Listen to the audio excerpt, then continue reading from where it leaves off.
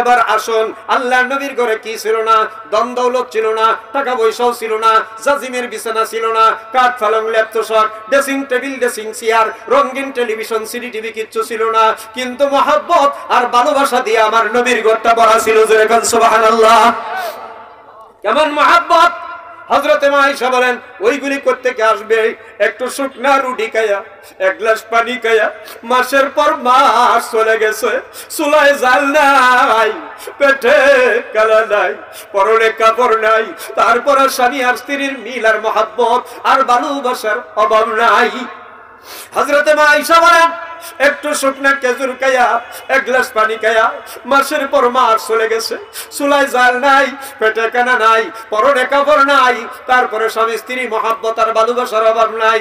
কেমন মহব্বত, কেমন ভালোবাসা লক্ষ্য করিয়া দেখেন। হযরতে মা আয়েশা বলেন, আমি গ্লাসে পানি পান করিয়া গ্লাসটা রেখে দেওয়ার পরে আল্লাহর নবী বিশ্ব নবী রাহমাতুল লিল আলামিন ওই গ্লাসটা হাতে নিয়া আমি আয়েশা যেখানে টুট লাগায় পানি খাইছিলাম, আল্লাহর নবীও ওইখানে টুট লাগায়া লাগায়া পানি খাইছেন। জোরে বলেন সুবহানাল্লাহ। হযরতে মা আয়েশা বলেন, গোশত বা হাড্ডি খাইছি কাবুবা রাখবো, আল্লাহর নবী আমার হাত বা প্লেট থেকে গোশত বা হাড্ডিটা নিয়া আমি আয়েশা যেখানে টুট লাগায় গোশত বা হাড্ডি খেয়েছিলাম, আল্লাহর নবী ওইখানে টুট লাগায় লাগায়া গোশত বা হাড্ডি খেয়েছেন। হযরতে মা আয়েশা বলেন, ইয়া রাসূলুল্লাহ, এই ঘটনা কেন করেন বুঝি না। আল্লাহর নবী বলেন, আয়েশা রে, তাম দুনিয়ার মানুষ আমি নবীর অনুসরণ করবে, অনুকরণ করবে, এইগুলি করিয়া আমি বুঝাইতে চাই গো আমি আমার বিবিদেরকে কত ভালোবাসি। সুবহানাল্লাহ। আমার ভাইরা, এই ছিল তাদের মিল, এই ছিল মহব্বত আর ভালোবাসা। আল্লাহ নবী একদিন ডাক দিয়ে বলেন, আয়েশা রে, ও আয়েশা, আমাকে একটু গোসল করাইয়া দিবানি। কি করাইয়া দিত? কথা কয় না, আমরা দেয় তো করাইয়া নাকি? মাঝে মাঝে যদি কম যায়, কেউ দেও না একটু শরীরে মটর দিয়া, কিয়া কি হয়েছে, আত্রা হয়ে গেছে নাকি, লুলা হয়ে গেছে নাকি, অহনি শরীর মরে দেওয়ার লাগে। মরিয়া লোক মরলে বলে আহিরি গোসল করাইব থাকতে। স্বামী বলার সাথে সাথে মনের আনন্দে যদি গোসলটা করাইয়া দিতা, 70 তোলা রূপা দান করার সব আল্লাহ তোমার আমলনামা দিয়া দিত। জোরে বলেন সুবহানাল্লাহ। স্বামী বলে নাই, মনের আনন্দে মহিলা ডাক দে কয়, ও স্বামী আমার, আসেন গো, শরীরটা মরাইয়া গোসল করাইয়া দেই, শরীরটা মরাইয়া গোসল করাইয়া দেই। মনের আনন্দে, মনের আনন্দে, মনের ফুর্তিতে যদি কয়, গোসলটা যদি করাইয়া দেয়, আল্লাহর নবী বলেন 7 তোলা স্বর্ণ দান করার সওয়াব এই মহিলাকে আল্লাহ দিয়া দিবে। জোরে বলেন সুবহানাল্লাহ। আল্লাহর নবী ডাক দিয়ে বলেন, আয়েশা, একটু গোসল করাইয়া দিবানি? হযরতে মা আয়েশা বলেন, হ্যাঁ হুজুর, আমি তো গোসল করানোর জন্য তৈয়ার। আসেন, গোসল করাইয়া দেই। নবীজিকে বসার জন্য একটা তক্তা বা একটা জলচকি আইনা দিয়েছেন। নবীজি তক্তা বা জলচকির উপরে উঠে যখন বসেছেন, হযরতে মা আয়েশা নবীজির মাথার মধ্যে পানি ঢালতে লাগলেন। নবীজি লক্ষ্য করিয়া দেখেন গো, গোসলের পানির মধ্যে রক্তের মতো কি যেন দেখা যায়। আল্লাহ নবী তাড়াতাড়ি লাফ দিয়ে উঠে দাঁড়াইয়া গেলেন আর বললেন, কি রে আয়েশা, আবার গোসলের পানির মধ্যে রক্তের মতো কি যেন দেখতে পাইলাম রে আয়েশা। হযরতে মা আয়েশা বলেন, ইয়া রাসূলুল্লাহ, ইয়া হাবিবাল্লাহ, আপনি যখন তক্তার উপর উঠে বসেছেন, অসতর্ক অবস্থায় আমার পায়ের আঙ্গুলটা আপনি নবীজির তক্তার নিচে যাইয়া পড়িয়া গেছিল। হুজুর, আমার পায়ের আঙ্গুলটা পাইটা রক্ত বাইর হয়ে যাইতেছে। আল্লাহ নবী তাড়াতাড়ি আঙ্গুলটা বিন্ডিস করিয়া দিলেন আর বললেন, কি রে আয়েশা, তোমার পায়ের আঙ্গুল পাইটা রক্ত গেল, তুমি তো একটু হু আহাও পর্যন্ত করলে না। হযরতে মা আয়েশা বলেন, ইয়া রাসূলুল্লাহ, ইয়া হাবিবাল্লাহ, এটা তো আমার একটা পায়ের আঙ্গুল, আমি আয়েশার পায়ের আঙ্গুল নয়, আমি আয়েশার হাতের আঙ্গুল নয়, আমি আয়েশার কলিজাটা ফাটটাও যদি আমার স্বামীর গায়ের ওজনে রক্ত বাইর হইয়া যাইতো, একবার উঠতে কইতে সাহস আমি পাইতাম না। এই ছিল তাদের মহব্বত, এই ছিল তাদের ভালোবাসা, এই ছিল তাদের দাম্পত্য জীবন। আর আমরার অবস্থা কি? আমরার অবস্থা হইল দা আর লাভের সম্পর্ক, দা আর কুমড়ার সম্পর্ক, বেজির সম্পর্ক, সাপ আর বেজির সম্পর্ক। মাতাব্বা সব মাতবাড়ি করবার গেছে, হেইন কবর গেছে, আমনে যে মাতবাড়ি করতে নাইছেন, আমনের বৌদু নদী ধরে মারা গেছে। মাতবাড়ি ফেলে তুই দৌড়ি আইসা কয় কোন জায়গায় পড়ছে, কয় জায়গায়। এখন মাতবার উঠটা দৌড় দিছে, পানি যায় পূর্ব দিকে, মাতবার উঠটা দৌড় দিছে দক্ষিণ পশ্চিম দিকে। লোকেরা কয় কি মাতবার সব, পানি যায় পূর্ব দিকে, আপনি যান পশ্চিম দিকে, ব্যাপার কি বুঝি না। মাতবার কয় এটা তোমরা বুঝতা না। কয় বলেন না একটু শুনি ঘটনা কি। আমার এই বউ যখন ছিল যে তা, আমি যদি কইছি 100, হ্যাঁ কইছে 335। আমি যদি কইছি রাতের 12টা, হ্যাঁ কইছে 3টা 45। যে বউ সারা জীবন উজাইয়া গেছে, হে কি আর মরিয়া বাউবা গেছে, মরিয়াও বুধ উজাইয়াই যাইতে আছে। এই ধরনের এক শ্রেণীর উজাউরি মহিলাও সমাজে আছে না নাই? আপনাদের দিকে বোধ নাই, আমাদের নেত্রকোনার কথা কইতেছি। আছে আছে আমাদের এলাকায়। আমার এক চাচার বউ হইল 2টা, কয়টা কয়টা বউ 2টা। ছোট বউ খালি উজাইয়া যায়, ছোটটা খালি উজাইয়া যায়। আর একদিন চাচা রাগে বরাক বাসের গুড়া দিয়ে পিটাইতাছে। আমি করতে গেছি বয়ান করি আইছি, আয়া শুনি কান্নাকাটি চিল্লা ফেল্লা। আমার ওয়াইফে কইতেছে যে ভাই কোন সময় চাষিরে ফিরাইতেছে, আপনি যদি একটু যাইতেন, আপনারা দেখলেই ফিডানিটা বোধ ধরে দিল। আমি এইগুলি এই সব যায় জামেলার দ্বারের কাছে যাই না, আমার ডিস্টার্ব করো না, আমি জানো না। আপনার ফাউটির ধরে কই আমার খুব মায়া লাগতেছে, একটু যা হয় না। চিন্তা করলাম মাঝে মাঝে বউর কত মানুষ লাগে, কিছু কিছু কথা আছে না মানলে আবার হেলা যদি আমার লগে ফল্টি লয় তো করে আমার বিপদ। কি কথা ঠিক না? এই চিন্তা করে গেছি ফিরাইতাম। আমার দূর থেকে মহিলা দেখছে, দেখে মহিলা কয় কি, ও বাবা তোর ফাউটির ধরে কই তুই ফিরাইস না। চিন্তা করছো কি উজাওরা জাত এটা? আমার বাবা ফাউটির ধরে কই তুই ফিরাইস না, দেখি গোলামের ফুতে মার তারে কত, দেখি গোলামের ফুতে মার তারে কত। কি তেরার তেরা, বরাক বাসের গুড়াতে ভিড়া গাইতেছে, তারপরে ফিরাইতে নিষেধ করে। আমার ফাউ ধরে ফিরাইতাম না। কি উজাওরা জাত এলা চিন্তা করছো? এই উজাওরা জাত এটা নতুন কিছু না, এটা আগের যুগেও ছিল, এখনো আছে, কিয়ামত পর্যন্ত থাকবে। হযরতে মা হাওয়া ইসলামের যখন আল্লাহ সৃষ্টি করছেন, হযরতে আদম আলাইহিস সালাতু ওয়াস সালামের এই বাঁকা অংশ থেকে নিয়া, এই জন্য তারা একটু বাঁকা। এটারে যদি সোজা করতেন চান, এটা আরো তেরা। বাঁকাটারে সোজা করলে আরো তেরা। এটা সোজা করার একটা ওষুধই আছে, যেটা হইলো মহিলাদের মন্দির কিন্তু খুব নরম।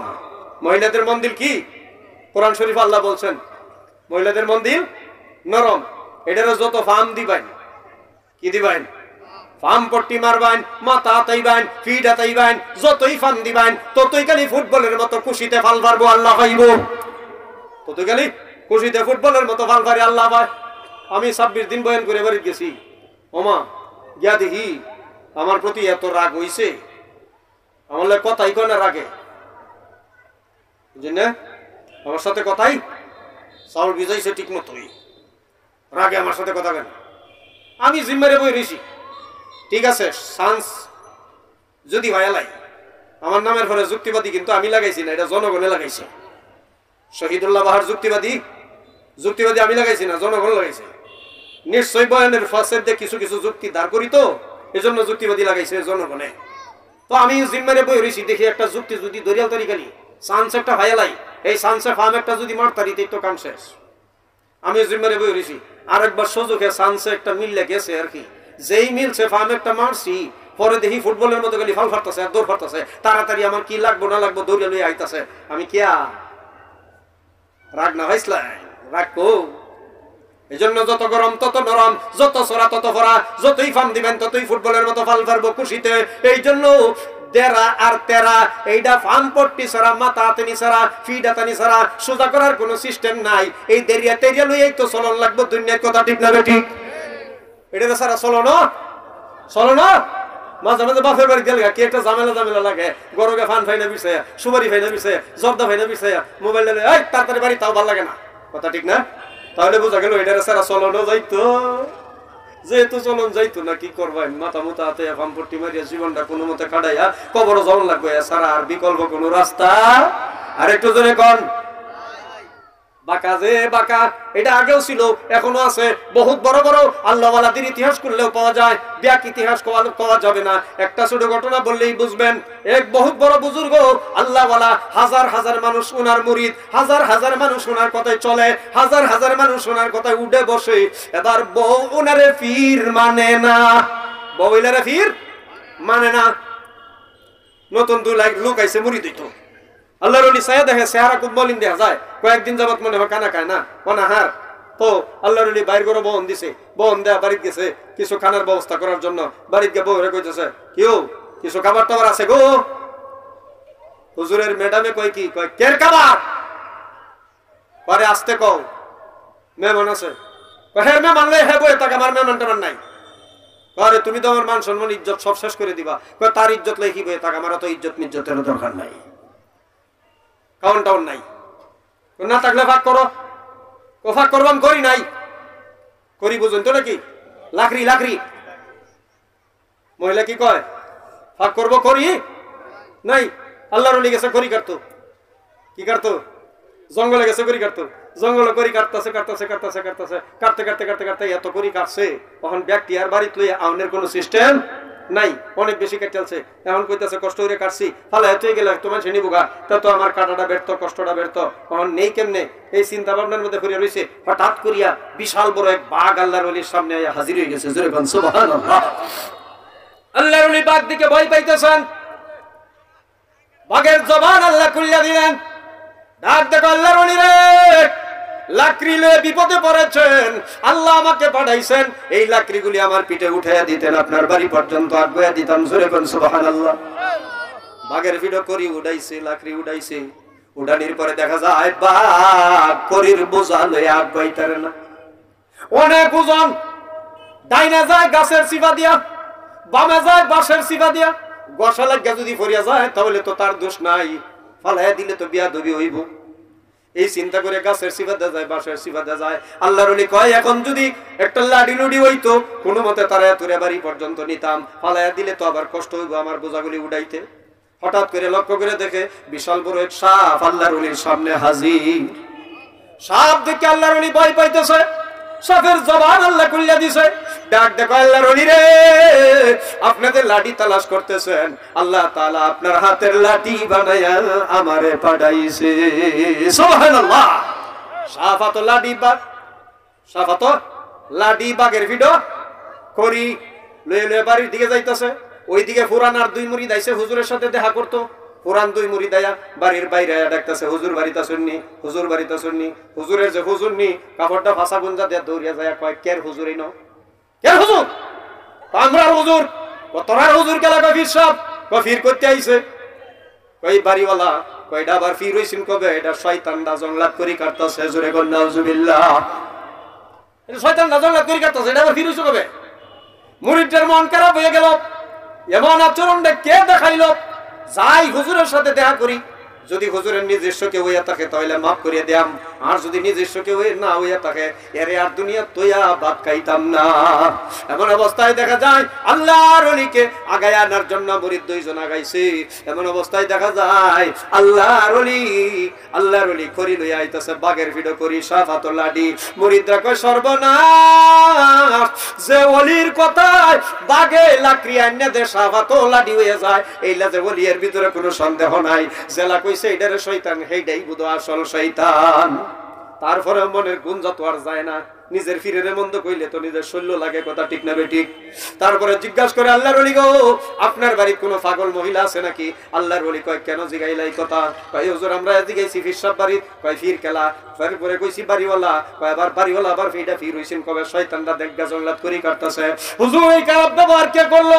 পরিচয়টা পাইলে বড় খুশি হইতাম। আল্লাহর ওলি বলেন, এটা আমার ওয়াইফ, এটা আমার ওয়াইফ। কয় হুজুর আপনি এত বড় একজন ওলি, এত বড় একজন বুজুর্গ, এমন একটা খারাপ মহিলা লয়ে ঘর সংসার করেন নাকি? আল্লাহর ওলি বলেন বুঝো না, বুঝো না। কয় হুজুর বুঝবার জন্যই তো আমাদের পিছে ঘুরি, একটু বুঝাইয়া দেন। আল্লাহর ওলি বলেন আল্লাহর কাছে ঘৃণার কাম হইল তালাক। আল্লাহর কাছে ঘৃণার কাম হইল তালাক। আল্লাহর ঘৃণার কামটা আমি করি না। আর এই তালাকের ঘৃণার কামটা প্রায় মুসলমানই দেখা যায়, কথায় কথায় ঝগড়া লাগলেই কয় তোরে তো তালাক দিলাম, তোর গোষ্ঠী শুদ্ধা তালাক দিলাম। কি কথা ঠিক না? কথায় কথায় তালাক দেওয়া যাবে না। আজকে বউয়ের একটা ব্যবহার দেখে মন খারাপ হয়ে গেছে। এই বউয়ের তো বালু ব্যবহারও কিছু না কিছু আমার কাছে আছে, না নাই? ভালো ব্যবহারগুলি স্মরণ করিয়া আজকের এই মনোমালিন্যটা মন থেকে মুচ্ছা ফেলাইয়া দেন। ইসলাম চাই পারস্পরিক মিল আর মহাব্বত আর ভালোবাসা। ঝগড়া বিবাদ ইসলাম পছন্দ করে না। ভাইরা আমার, আল্লাহর ওলি কয় আল্লাহর কাছে ঘৃণার কাম হইল তালাক। আমি তালাক দেই না। 2 নাম্বার কারণ হইল জেনে শুনে আরেকজন মুসলমানকে কষ্ট দেওয়া জায়েজ নাই। আমি যদি তালাক দেই আরেক বেটার কাছে বিয়া বইব, বই আরেকটা বেটারে কষ্ট দিব, কষ্ট দিতে হইছে আমার এই দেখ, আরেক ভাই যেন কষ্ট না পায়। আবার হেইলা যদি হুজুর না হইয়া দেরিয়া তেরিয়া হইয়া যায়, যেবেলা দেরিয়াম তেরিয়াম করবো, আড্ডিডি বাইরিয়া ব্যাঙ্গা বুসি করিয়া ফেলাইব। আড্ডিডি আনাম আছে আরাম, তার ব্যাঙ্গা দরকার নাই। আরেকটা কারণ হইল আল্লাহ তাআলা হয়তো এই খারাপটারে আমার ঘরে দিয়া আমারে পরীক্ষা ফেলাইছে, আমি কেমন ওলি, কেমন ধৈর্য ধরতে পারি। আমি কেমন ওলি, কেমন ধৈর্য ধরতে পারি। যদি অধৈর্য হয়ে যাই তারে তালাক দিয়ে বিদায় দেই, আল্লাহ তাআলা হয়তো ওলির দপ্তর দিয়ে আমার নামটা কেটে দিবে। এই জন্য আমি তারা তালাক দেই না। 5 নাম্বার কারণ হলো স্ত্রীর জ্বালা যন্ত্রণা অত্যাচার যে স্বামী সহ্য করতে পারবে গো, ওই স্বামীকে আল্লাহ তাআলার তৈরি জান্নাতে পৌঁছায়া দিবে। সুবহানাল্লাহ। এই জন্য আমি তালাক দেই না।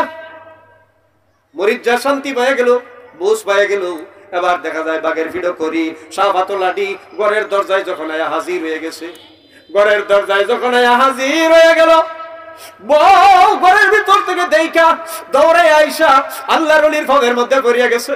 ডাক দেখায় প্রাণের স্বামী আমার, এতদিন আমি চিনতে পারি নাই, বুঝতে পারি নাই আপনি যে এত বড় ওলি, এত বড় কামে। ও স্বামী আমার, অন্যায় করেছে, অপরাধ করেছি, হাতে ধরি পায়ে ধরি, মেহেরবানি করিয়া আমাকে মাফ করিয়া দেন, আর জীবনে কোনোদিন বেয়াদবি করব না। পরিবর্তন হইছে না, হইছে না? আরেকটু জোরে কোন। এই জন্য ভাইরা আমার, আসুন বলতেছিলাম স্বামী আর স্ত্রীর মধ্যে মিল আর মহাব্বত আর ভালোবাসা যে ঘর আছে, এই ঘরটা কি বেহেশত। যে ঘরে নাই ওই ঘরটা হইল জাহান্নাম। আল্লাহর নবী একদিন ডাকতে বলেন আয়েশা, লাও দুইজন মিলে একটু দৌড় খেলাই। ওই যে দূরে একটা লক্ষ্য বস্তু দেখা যায়, কে কার আগে যাইতে পারি রে আয়েশা। দুইজনে মিলে দৌড় দিলেন। আসলে দৌড় খেলা শখ লাগে নাই নবীজির, দুইজনের মধ্যে একটু ফুর্তি করা, আনন্দ করা, এটা হলো নবীজির উদ্দেশ্য। দুইজনে মিলে দৌড় দিলেন। নবীজি হযরতে মা আয়েশাকে ইচ্ছা করিয়া ঢিল মারিয়া ফাঁসে করিয়া মা আয়েশাকে আগে যাইতে দিছেন। হযরতে মা আয়েশা লক্ষ্য বস্তুর কাছে যাইয়া পিছনের দিয়ে ফিরিয়া ডাক দেখো, ইয়া রাসূলুল্লাহ, আপনি কিন্তু আমার সাথে দৌড়ে পারেন না, আমি কিন্তু আপনাকে ভাগাইয়া দিছি। নবীজি মুস্কি মুস্কি হাসেন আর বলেন, আয়েশা কেমন বাগানি বাগাইছো এটা তো আমি জানি। আসলে কি বাগাইতে পারছে নাকি? জোরে কোন। কথা কয় না। বাগাইতে পারছে নাকি? বাগাইতে পারবো নাকি? নীল আকাশের নিচে জমিনের উপরে আল্লাহ এমন কোন বীর পুরুষ বানাই নাই আমার নবীকে বাগাইবে। জোরে কোন সুবহানাল্লাহ। পবিত্র কোরআন শরীফের পরে সবচেয়ে বড় কিতাব হলো বুখারী শরীফ। সবচেয়ে বড় কিতাব কি? বুখারী শরীফের হাদিসের মধ্যে আছে আল্লাহ নবী বিশ্ব নবীর শরীরে আল্লাহ তাআলা 4000 পুরুষের শক্তি দান করেছিলেন। জোরে কোন সুবহানাল্লাহ। কয় হাজার পুরুষের শক্তি? যে নবীর শরীরে 4000 পুরুষের শক্তি, এই বেটা বহু লোকে ধরে বাক্যে যাইব, যুক্তি আছে নাকি? নবীজি মুস্কি মুস্কি হাসেন আর বলেন, আয়েশা আজ তো তুমি আমারে বাগাইছো, আরেকদিন দেখবাম না খেলা বাগে আর খেলা জিতে। আবারও কিছুদিন পরে দৌড়ের প্রতিযোগিতা। হযরতে মা আয়েশা বলেন, ওই দিনের তুলনা আমার শরীরটা ভারী লাগতেছে, ওজন লাগতেছে, আল্লাহর নবীর সাথে আমি দৌড়ে পারলাম না। আল্লাহর নবী আগে চলে গেছেন। আমি আয়েশা হাঁপাতে হাঁপাতে যখন আমার নবীর কাছে গেলাম, নবীজি মুস্কি মুস্কি হাসেন আর বলেন, আয়েশা ওই দিন যে তুমি আমাকে বাগাইছিলা, আজকে আমি বিশ্ব বিশ্ব নবী তোমাকে বাগায়া দিলাম। সুবহানাল্লাহ। এই ছিল তাদের মহব্বত, এই ছিল তাদের ভালোবাসা। ও আমার মায়েরা বোনেরা, ভালো করিয়া শুনিয়া রাখুন, আল্লাহ নবী বলেছেন, মানুষকে মানুষের সামনে যদি সেজদা করার অর্ডার দিতাম, তাহলে পৃথিবীর সমস্ত মহিলাদেরকে অর্ডার দিতাম তারা যেন তারা আর স্বামীদেরকে সেজদা করে নেয়। কিন্তু অর্ডার হয় নাই। এক যুবতী মহিলা নবীজির দরবারে যায়, ডাক দেখে, ইয়া রাসূলুল্লাহ, আমি বিয়ার উপযুক্ত হয়ে গেছি অনেক আগে, কিন্তু হুজুর আমি বিয়া বসতেছি না, আমি বিয়া বসতেছি না, আপনি নবীর কাছে একটু জানিয়া লই, বুঝা লই, আমি যদি বিবাহ বসি আমার স্বামীকে আমার কি করণীয় একটু বুঝা লই, একটু হক সম্পর্কে জানিয়া লই। আল্লাহ নবী বলেন, যুবতীরে, যদি বিবাহ বসো আর যদি স্বামী নেও, নেওয়ার পরে যদি তোমার স্বামীর শরীরটা যদি ফচ্চা যায়, যদি দুর্গন্ধ হয়ে যায়, যদি কিরাও দরিয়া ফেলায়, এই কিরাগুলি তোমার জিহ্বা দিয়া চারটা চারটা পরিষ্কার করা লাগবে। পরিষ্কার করতে গিয়া যদি তোমার গিন্না লাগে, অসুবিধা লাগে, তোমার মতো মহিলার স্বামী না নেওয়া দরকার। আর যদি তোমার গিন্না না লাগে, অসুবিধা না লাগে, তোমার মতো মহিলাই স্বামী নেওয়া জরুরি। সুবহানাল্লাহ। যুবতী কান্নে ডাক দেখো, ইয়া রাসূলুল্লাহ, এত বড় কঠিন দায়িত্ব আমি কেমনে পালন করব গো? আল্লাহ নবী বলেন, পালন করতে পারলে বিয়া বইও, আর যদি না পারো গো তাহলে বিয়া বইও না। তাহলে স্বামীর দাম আছে না নাই? আর একটু জোরে কোন আছে না নাই? এতক্ষণ তো খালি মহিলারে কইলাম, স্বামীরে কইলাম না। আমরা দেশের স্বামীরাও কিছু বেজাল আছে, আছে না নাই? আর একটু জোরে কোন। কিছু কিছু মহিলা আছে স্বামীকে গোলামের মতো ব্যবহার করে, কামলার মতো ব্যবহার করে, দাসী। এবার দেখা যায় আবার কিছু কিছু স্বামী আছে মহিলাদেরকে বান্দি বেড়ির মতো, কামলা বেড়ির মতো ব্যবহার করে, আছে না নাই? এ মুসলমান, একে অপরের সাথে মিলার মহব্বত আর ভালোবাসা, রাগ গোসা, হিংসা, নিন্দা, অহংকার, তাকাব্বুরি, গরিমা যেন কারো ভিতরে বিরাজ না করে। কারণ জীবনটা ধ্বংস হওয়ার জন্য এক নম্বর হাতিয়ার হইল অহংকার। এক নম্বর হাতিয়ার হইল অহংকার, তাকাব্বুরি, গরিমা, রিয়া। বউয়ের চামড়াটা যদি একটু সাদা হয়ে যায়, বউয়ের চামড়াটা যদি একটু সাদা হয়ে যায়, স্বামীর চামড়াটা যদি একটু কালো হয়ে যায়, তাহলে দেখা যায় অহংকারের অভাব নাই। ঠিক না? ও আমার কয়দিন অহংকার দেখাইবা, কয়দিন উজারি নৌকা চালাইবা, মনটারে একটু বুঝে নাও।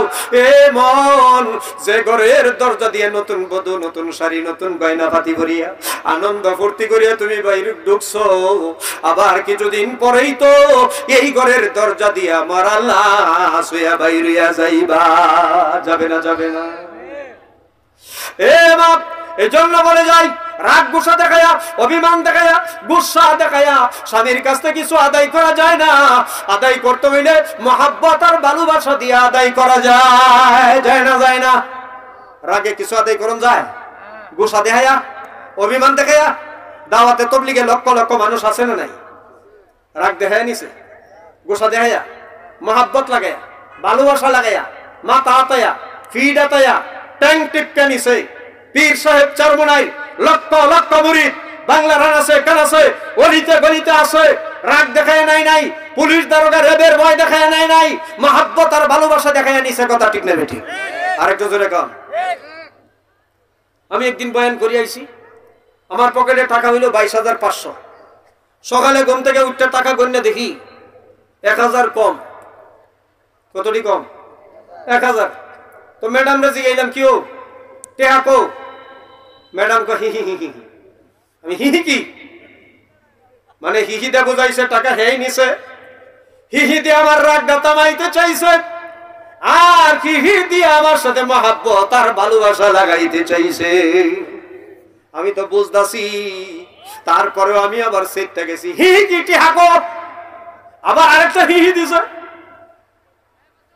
তাতে বুঝাইছে টাকা আমি নিছি। রাগটা থামাইতে চাইছে, মহাব্বত আর ভালোবাসা লাগাইতে চাইছে। তখন তো বুঝছি অনেক সময় ছেলে মেয়েরা টাকা চায় মার কাছে, বাপের কাছে, কিন্তু কম চায়। ঠিক না? নিলে তো ছেলে মেয়েরাই দিবে। এই জন্য মা বোনদেরকে বলে যায়, মা গো স্বামীর সাথে রাগ দেখায়ও না, গুসা দেখায়ও না। একটা মহিলা ইচ্ছা করলে একটা স্বামীকে আল্লাহর ওলি বানাইতে পারে, আর একটা মহিলা ইচ্ছা করলে মুহূর্তের মধ্যে স্বামীটারে খারাপ বানাইয়া ছাড়তে পারে। পারে না? পারে না? এই জন্য মা বোনদেরকে বলে যাই, ও মা গো, ভালো করি একটা চিন্তা করে দেখো না, তোমার আগেও কি অনেক মহিলা এই ঘরের ভিতরে ঢুকছিল, কিন্তু মারা লাশ হইয়া এই দরজা দিয়া বাইর হইয়া গেছে। জীবনের প্রথম বিয়ে করলাম, 7 মাস বা 8 মাস পরে বউ দুনিয়ার থেকে বিদায় হয়ে গেল। বাবা গো, সেও তো চিন্তা করে নাই 7-8 মাস আমার ঘর সংসার করিয়ে বিদায় হয়ে যাবে। আমিও তো এই চিন্তা করছিলাম না, কিন্তু দেখা যায় তার হাতের চুরি, কানের ফুল, নাকের দোল, গলার হার এখন পর্যন্ত আমার ঘরে রয়ে গেছে।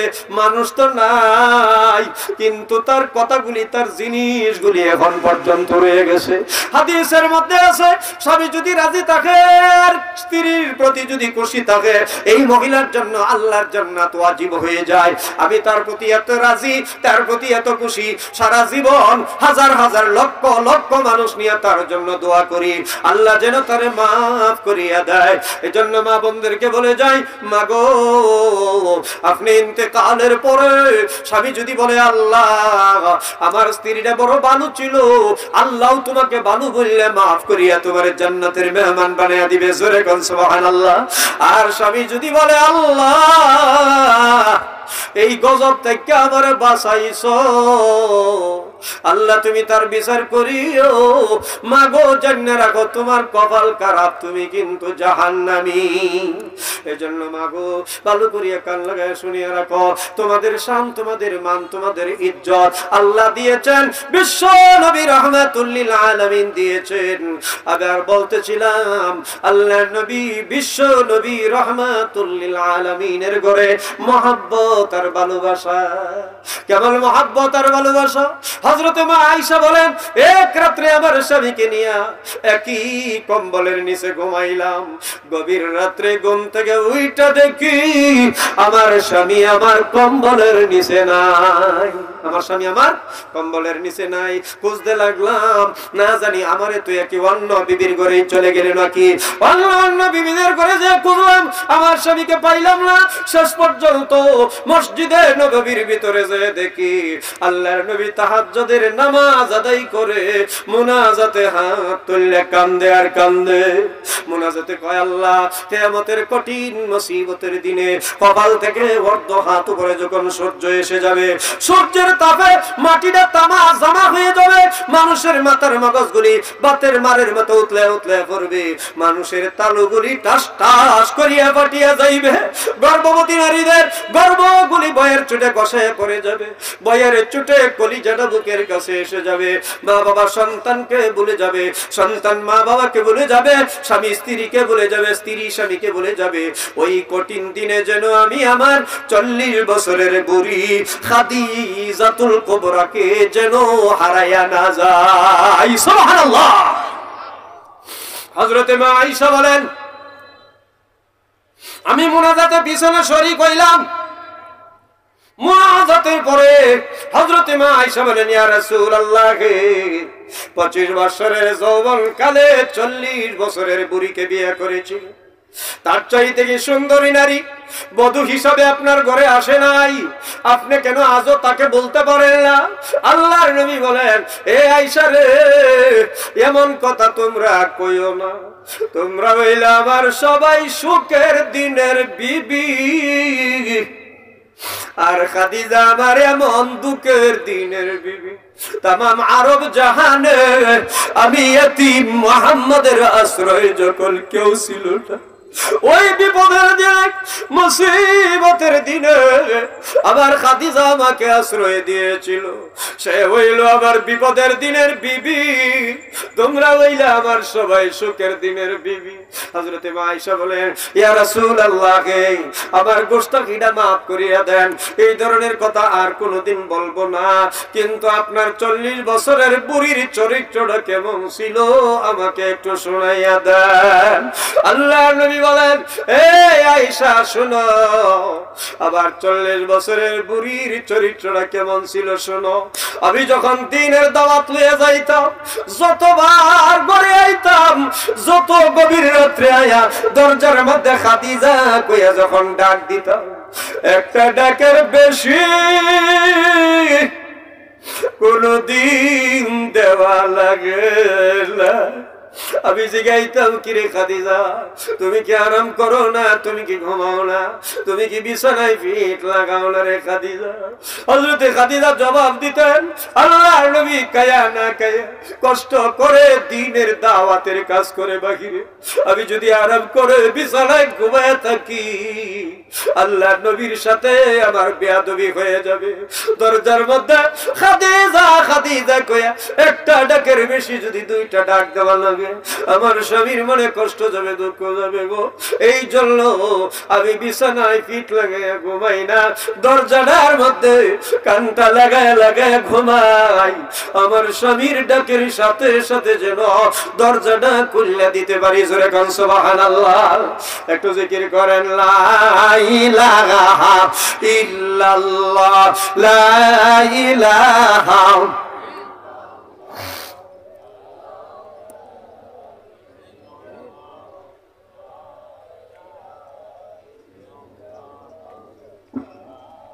لا إله إلا الله لا إله إلا الله لا إله